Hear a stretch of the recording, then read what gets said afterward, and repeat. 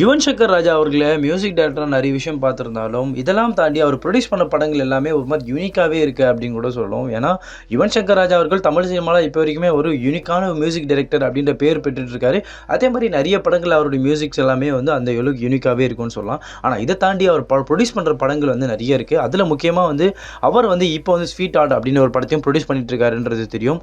முதலாவது அவர் புரொடியூஸ் பண்ண படம்ன்றது பியார் பிரேம காதல் அந்த படம் தான். ஸோ அந்த படம் வந்து அந்த அளவுக்கு ஒரு ரொமான்டிக் ட்ராமாவே இருந்து ரொம்ப அளவுக்கு ரெகக்னைஸ் பண்ணப்பட்டமாவும், அதே மாரி ஆல்பம் எல்லாமே அந்த படத்துல அந்த அளவுக்கு சூப்பரா இருந்துச்சுன்னு கூட சொல்லணும். அதுக்கப்புறம் மாமனிதன் அப்படின்னு ஒரு படமும் பண்றாரு. அதுக்கப்புறம் இப்போ வந்து ஸ்வீட் ஹார்ட் அப்படின்னு ஒரு படத்த வந்து புரொடியூஸ் பண்ணிட்டு இருக்காரு.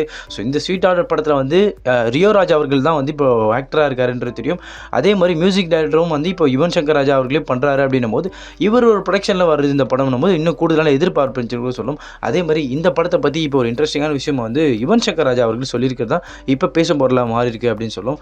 இப்போ சமீபத்திய இன்டர்வியூல கூட வந்து யுவன் சங்கர் ராஜா அவர்கள் இந்த படத்தை பத்தி சொல்லும்போது கூட சொல்லியிருந்தாரு. அப்ப என்ன சொல்லியிருந்தாருன்னா வந்து, இப்ப சமீபத்தில வந்து யாரும் வந்து ரொமான்டிக் காமெடி படங்கள் பண்றதில்ல. ஏன் நெறைய படம் இப்ப வந்து எல்லாரும் த்ரில்லராவும் வேற மாரி கன்டென்ட்டாவே எல்லாரும் எடுத்துட்டு இருக்காங்க. இந்த ரொமான்டிக் காமெடி படங்கள் இப்பலாம் யாரும் பண்றது இல்லையே, ப்ரொடியூஸும் பண்றது இல்லையே, யாரும் பண்றது இல்லையே அப்படின்னு என்கிட்டவே நெறைய பேரு அப்படி கேள்வி கேட்டுருக்காங்க. ஸோ அதனால தான் வந்து நான் ப்ரொடியூஸ் பண்ற படங்கள் கூட இந்த அளவுக்கு வந்து ஒரு ராம்காம் படங்களா பண்ணணும், ரொமான்டிக் காமெடி படங்களா பண்ணணும்னு சொல்லி நான் பார்த்து பண்றேன். அதுல பிரியாம் பிரேம காதல்னு ஒரு படம் இருக்கு. ஸோ இப்போ வந்து ஸ்வீட் ஹார்ட்ன்ற படமும் ஒரு ஃபீல் குட் மூவியாவும் அதே மாதிரி ஒரு ராம்காம் படமாகவும் இந்த படம் இருக்குன்றத இப்போ ப்ரொடியூசரும் மியூசிக் டைரக்டருமான யுவன் சங்கர் ராஜா அவர்கள் சொல்றாரு.